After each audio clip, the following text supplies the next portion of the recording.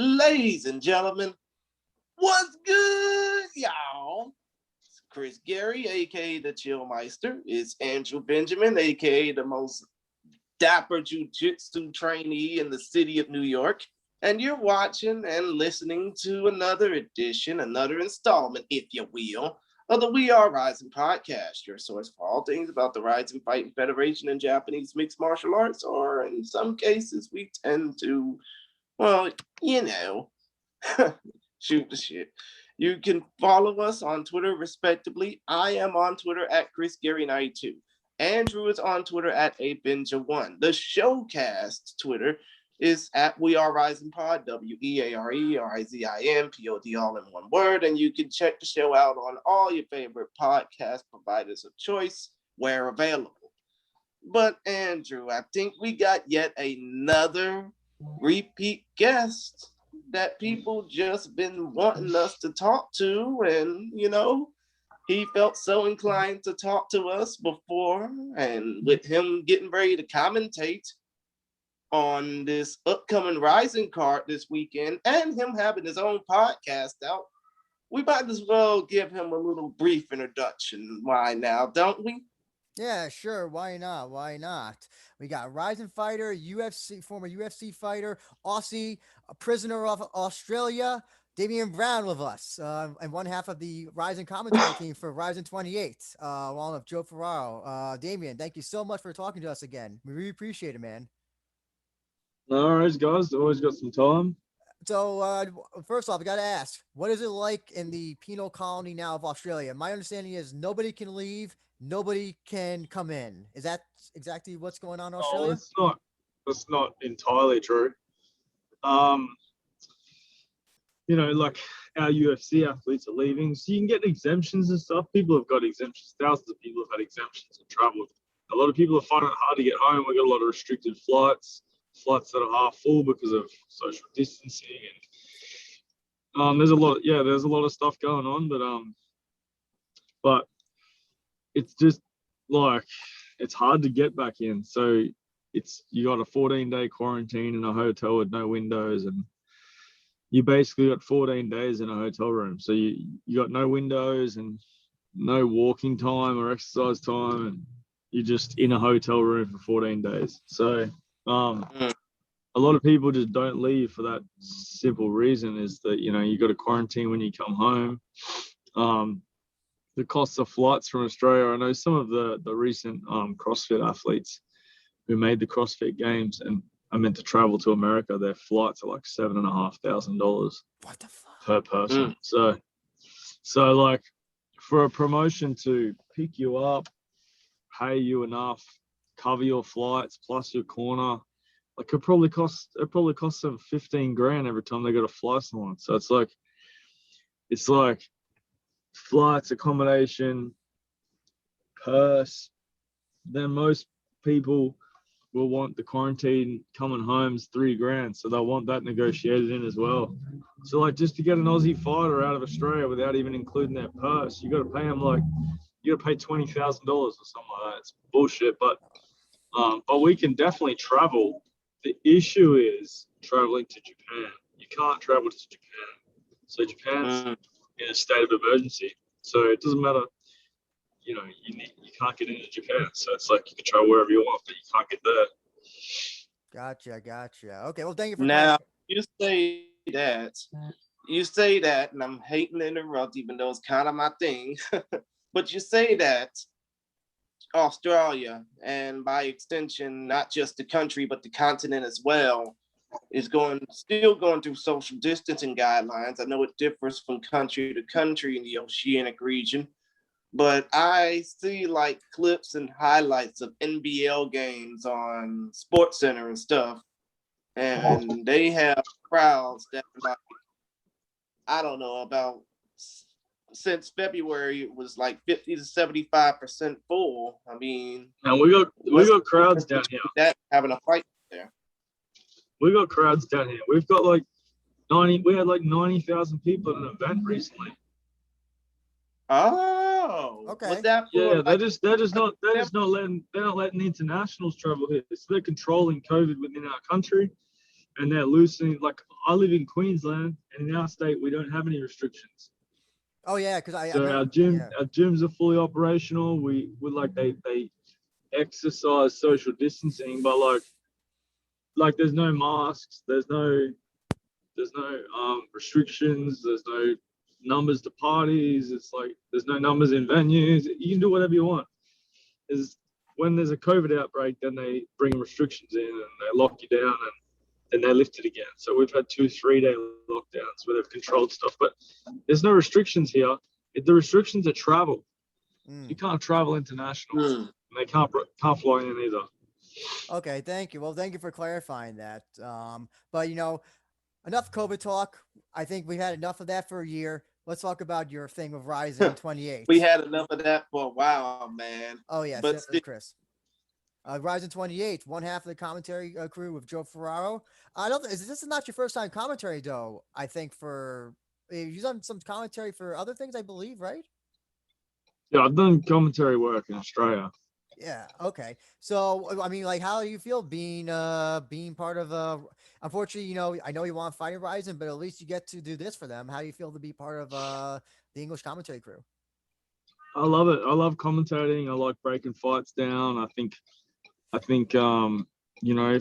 I'm not competing, then I want to coach and commentate. That's why I've done it in the past. So I'm super happy they gave me the opportunity. I asked for it previously and didn't get the chance. So now I've got the chance. I need to make the most of it, and hopefully my internet doesn't shit itself, and hopefully everything works out.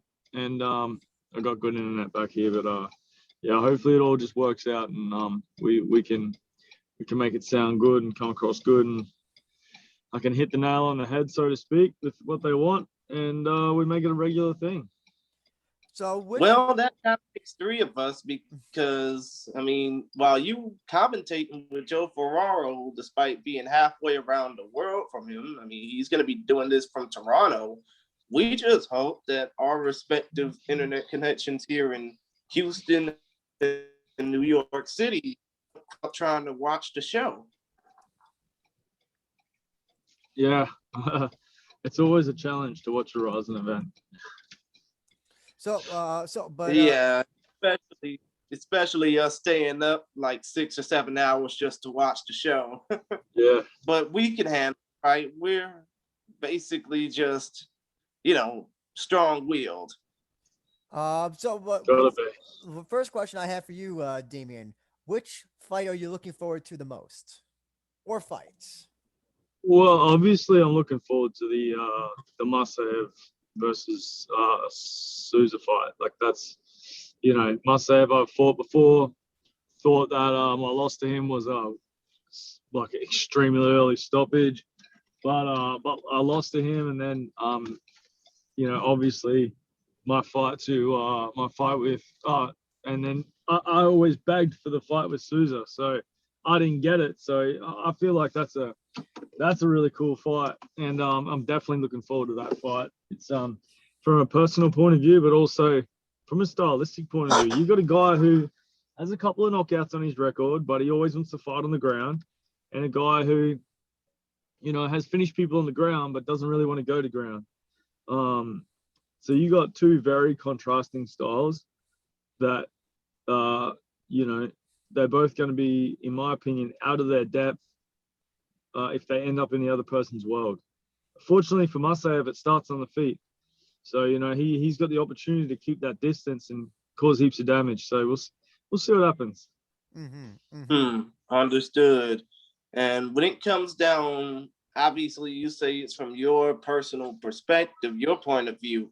Let's just say if you were in one of these fighters' shoes, if you were in the shoes of the Souza or Musayev, who would you say would be the tougher opponent? I don't think either of them is tougher than the other one. I think they're both. The problem is they're both so good at what they do. Like, one's such a good striker and one's such a good grappler that neither of them are tougher than each other. Like, I think if you end up on the ground with Souza, then you're probably going to get tapped, and if you stay on the feet with Musayev, then you're probably going to get knocked out. So I don't think either are tough. I think it's exactly what it is. You know, it's one of those fights where everyone knows exactly what's going to happen.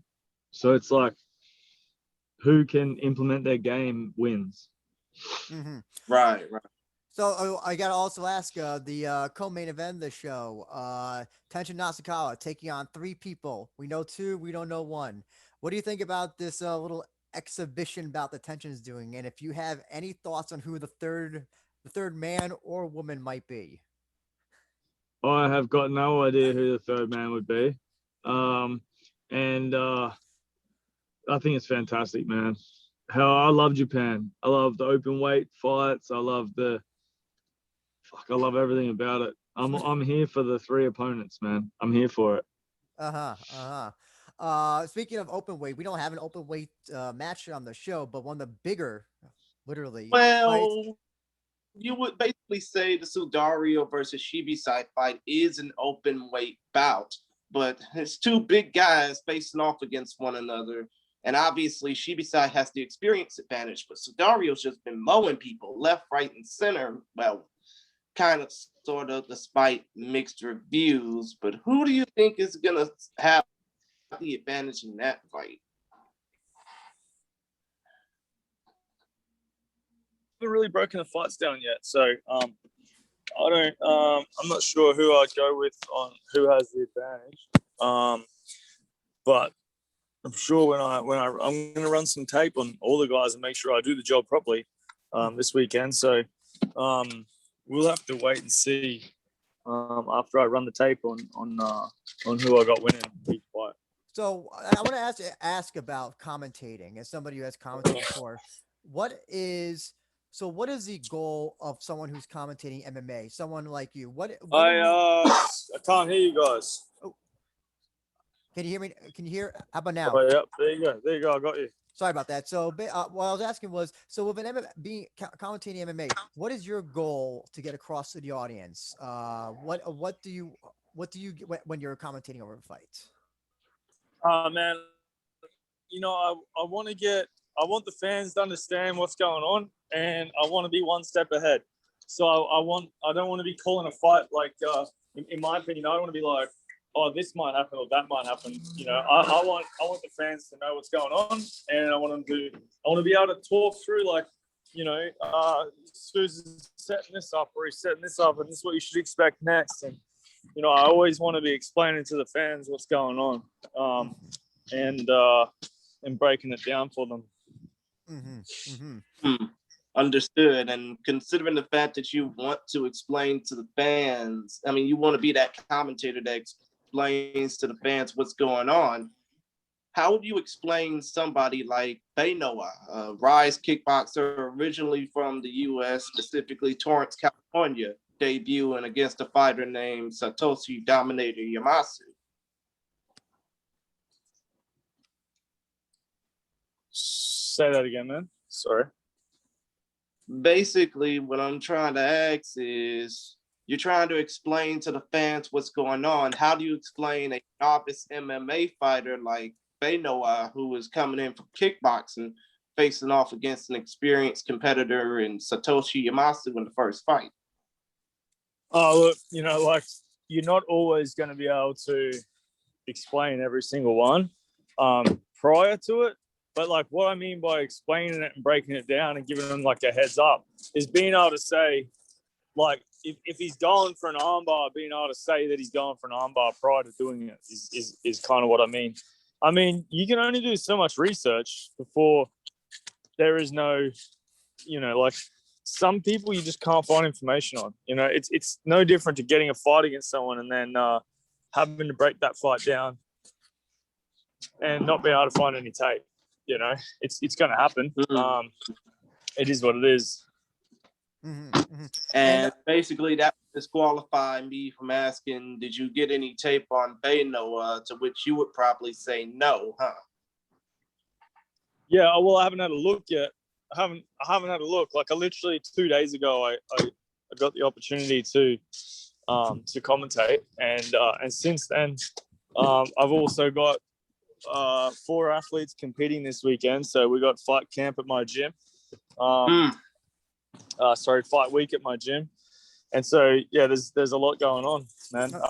And pretty much once we get our weigh-ins out of the way tonight, then we'll I'll take the opportunity to spend the weekend reviewing tape and see what I can do and come up with some pointers and some information on each athlete and go from there.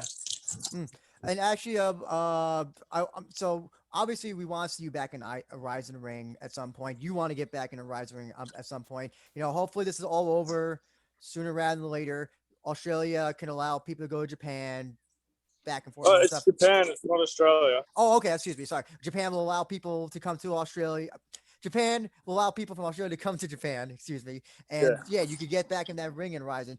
Basically, when this whole COVID shit is over, we can, fellowship again, so to speak. We just hope you can get a chance to come back in the Rizin ring. But who do you want to potentially fight if and when that opportunity comes for you to get back in the Rizin ring? I want them to fucking line up every Japanese athlete they can, and I want to fight them all back to back. Oh, so you should do something like tension. You should do something like tension. 1 round, 10 people or something like that. I want to. I've got a gym and everything back in Australia. I've got a massive gym back here, and it's a lot of fun. But yeah, I would love to. I've had a good amount of time during COVID to build that up, and I would love to go over there and fight like 2 or 3 times. I'd like to fight twice on one show, or twice in a month, back shows. So I only have to quarantine once or twice. That'd be nice. Quarantine going over, quarantine coming back, fight twice, twice the money, 1 trip. I don't know, man. Whatever they want me to do, I'll fight as many times as I can and just keep fighting. And to be honest, Mike Tyson fought twice in a month at times when he started out his career. So anything can happen. But come to think of it, obviously we're looking. Come to think of it, obviously the fight that's pretty sure. Huh? It's a nice way to get the most out of your fight. Hear you. It's a nice way to get the most out of your fight camp to fight a couple of times. It's like you just got to periodize your training so you come home, you rest for a week, and then you straight back into camp. You keep your weight down, you stay sharp, stay in shape. It's a really good way to make the most. One of the things 10 years ago I thought was a good idea about fighting was to fight 3 times back to back and then take a long break. So if you fight, so you do a 8-week camp, and then you fight 3 times in 8 weeks. So you fight once, and then 4 weeks later, and 4 weeks later, and you take 6 months off to get better. That to me seems like a nice way to fight. So actually, Damien, so I do want to, one of the things I also want to talk before you go is about your camp, the base camp, base training center. Yeah. So tell us about some fighters, just from your thing, who that fight fans can eventually see on a UFC, Bellator. Who do you think can make it to that next level? Rizin as well. Oh man, we don't have any professional fighters yet. We've only been open 2 years. We got this on the back seat. We got a few amateurs. We got a couple of guys who've had 4 fights. Came to us with a little bit of experience. They've had 4 fights now and a 5th one this weekend. I've got a couple of young guys here and a young girl. I think they're committed to the sport. They train every day, twice a day. They get back to the gym. They help out. They train people. They train the kids here. They're just really committed to the sport, and I think that time will tell. But I think they're definitely like on the right track to be in the future. And they're young. One guy's 21. The other one's just 18, and the young girl's like 23 or something like that. Like they're the future, man. Wow. That's good. Man, we're getting old, but hey, the older we get, the more wiser these fighters will become. Actually, That's right. I'm curious to know, Damien. I know that we're also, we mainly talk about Rizin, but I'm just curious to know if you're going to be watching the UFC show as well. Adesanya Yeah, man. Corey. So I got weigh-ins tonight, and then because it's lunchtime over here, I got weigh-ins tonight, and then tomorrow I got training and coaching, and then we got the fights tomorrow night. So there's 4 fighters on a card with 17 fights, so we'll be there all night. Be a long one. Mm-hmm. And then the UFC card on Sunday morning for us. And then Sunday afternoon's Rizin. Like, I pretty much got a whole weekend of MMA. It's going to be so good, eh? I love it. Oh my God. I hope you don't get sick of the sport. I hope you're not like, oh God, I've had too much of this sport. I'm coaching. I'm watching 2 shows back to back. I can't take it I'll anymore. never get sick of it. I'll never get sick of it. I love it. What's the thing you enjoy? What do you enjoy about being a coach so much? What is the thing that you enjoy coaching?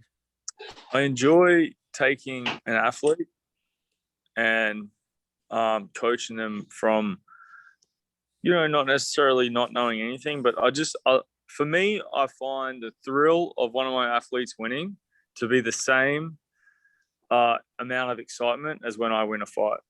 And I cornered a few of my teammates probably 6-7 years ago. And that was when I knew when I did that I wanted to fight, because I wanted to coach, because, I was cornering my teammates and then they win their fight. And I was so happy for them, like the excitement that I feel from when they win is the same as when I win. And I knew that was, the next step for me was to coach, and I love it. I love the feeling that they get is rewarding. I like that someone's mum or dad is shitting themselves and nervous because their son's doing MMA, and they're like, are they going to be okay? And then I like the look on their face when they look at me and they're like, I can't believe you just, my son or my daughter just won that fight. It's like everyone that is rewarded from that victory. And as a coach, you're blessed with the opportunity to guide that person through that opportunity, through that moment.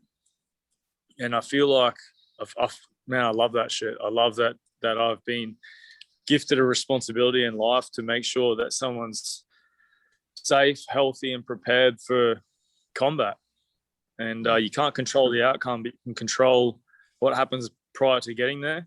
And that's my job, and that's my responsibility, and I love that. Mm-hmm. Mm-hmm. Exactly. And I'm pretty sure, Andrew, since you train at Sierra Longo in your spare time, you would probably understand that too, right? Yeah, but I'm at 10th Planet now. I'm no longer at Sarah's. Oh, oh no! Gifted. Oh, the loyalty. That's not my fault, because they closed the school. Sarah's closest to the school closest to me, and the other school, their school, the other school is 2-hour drive for me. I'm just joking, man. I'm throwing you up. That's a one Lord of the Rings movie I can watch to and from if I wanted to go back and forth. So unfortunately, I had to change. I had to unfortunately change schools. You can thank the pandemic for changing that though. But listen, I'm sure that people are getting. If I was in Brisbane, is that where you are? Brisbane? Yeah. Brisbane. Yeah. Well, Brisbane. I would Brisbane. Sorry, Brisbane. Listen, I have no doubt the base training center is the best place to go for jiu-jitsu, kickboxing, wrestling, just MMA training overall. So we have viewers in Australia, viewers and listeners in Australia. If you can make it to Brisbane, or if you're in Sydney or Queensland, take a plane over or drive over or whatever the train is. Definitely try to go to base training center, because you're gonna learn from someone who knows their shit. Yeah, we'll be seeing some of your fighters. We'll definitely be seeing some in UFC eventually, Bellator, Rizin hopefully as well. You could fight on the same card as your students. And that'd be getting a bit old for that, man. Yeah. Oh, really? This is Japan we're talking about. Age. This age don't listen. Hey, age is nothing in Japan, but it is when your body's falling apart. Okay. Well, maybe they'll have a grappling match instead. Maybe they'll ask you to do a grappling match against yeah, we can do that. Yeah. We can do that. But you know what? Going back on the Rizin 28 card, I know that we wanted to talk about the Bantamweight Grand Prix, but we're probably not going to have much time to talk about that. Neither are we going to have much time to talk about the featherweight fight. So out of the 6 other fights that are going to take place, 2 in the featherweight division, the bantamweight Grand Prix, obviously, which 2 do you think that people are going to want to go out of their way to see? Man, I think everyone goes out of their way to watch Mikara Sakara. I mean, he's exciting. He's unpredictable. He's flamboyant in his style, and I think he's worth watching. He's got a lot of followers, but I think just his style-wise, if you want to watch an exciting fight with an unpredictable outcome, then I think that's the fight to watch. And it's the main event. And out of the bantamweight grand fights, which bout do you think is going to be, must-see TV, as we say here in the States? I would definitely need to sit down and have a bit of a look to make a accurate call on that one. Understood. But before you go, Damien, I do want to give you the plug, do all of your plugs, social media, you can Base Center, anything else that you're doing, your podcast. I know you're doing a lot of stuff, so I'm probably forgetting some stuff. So feel free to, go off. Yeah, man. My podcast, The Wireless Podcast. You can follow it on YouTube, The Wireless Podcast. Or you can follow myself or my gym on Instagram, Facebook, and Twitter. It's at Beatdown155 or at Base Training Center. Center spelled CENTRE, not ER. But at Base Training Center, at Beatdown155. Give us a follow what we're doing. If you're ever in Australia, come train with me. I love it. And I just want to pass on knowledge, and that's what we do. We got a lot of black belts here coaching and guys with MMA experience. And then, it's super exciting. We give back to the veteran community, and we do our best to raise awareness for PTSD as well. So hit us up. And also, I just want to as well, I know that you have fans, around the world, America, UK, and Japan. I know that you don't speak Japanese, but I do want to give you an opportunity to say something to the Rizin fans that have not seen you fight in a while. Just, anything you want to say to them as well. Some of the Japanese fans also do understand English as well. So, Yeah, look, I definitely don't speak Japanese. I'm not going to pretend to, but I hope that I can do the Rizin commentary team justice, and I can break the fights down properly and make sure that I'm on point come call time. And I look forward to I guess making fans or reaching out to my fans from a different point of view this time, from a commentary point of view, and showing them that I understand the sport more than just stand in front of someone and throwing bombs. So I'm looking forward to greeting them from a different point of view this weekend. And you have a great microphone. I saw your microphone in the little video segment that Rizin posted. So I think you're already doing better than some of the other commentators that they've had in the past, who sounded like it was through a wire and 2 cups. And so man, I got a full roadcaster system, so we're good to go. Okay, good. So as long as no audio issues, that's already half the job right there, and half the other job is just talking. So I think we're in good hands. I'm pretty sure we're in good hands. You know what? If anything, Damien, the best thing you should do when it comes down to testing to see if it works prior to fight night, just continue to run a little small test on it, and then you'll be all right. I'll be sweet. I've already run 2 tests. Oh, good. So I think we'll be in good hands. I think we'll be in good hands, Chris. Another test tomorrow. We'll be sweet. Okay. But other than that, man, it's been fun talking with you. We just want to remind y'all that Rizin 28 will be taking place from the legendary Big Egg, the Tokyo Dome in Bunkyo, Tokyo, Japan. Live now globally, especially in the US and Australia. And it'll take place for us here in the States actually at midnight. Well, actually at 1 a.m. Eastern, 10 p.m. Pacific time. I guess it's probably mid-afternoon where you are, Damien. Am I correct? 3:30 p.m. Okay, so 3:30 p.m. Australian East or Australian Pacific Standard Time? We're in Eastern Standard Time. Oh, okay, cool. But still, though, y'all can watch it on live now. It'll be on at late night for us, early in the afternoon for Damien. You can catch 10 great combat sports matchups, 10 great fights, and, well, actually 9 great fights and 1 oddity with tension out power. But I guarantee you, we guarantee you that it's going to be worth your money. It's going to be worth the $29.99 you'll get probably for both shows, Rizin 28 and 29. But still, Damien, it's been fun talking with you.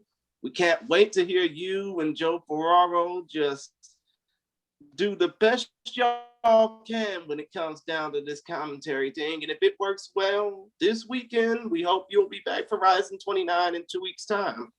Mm-hmm. Thank you guys. Appreciate it. No problem, Damien. Thank you once No again. problem. Hey,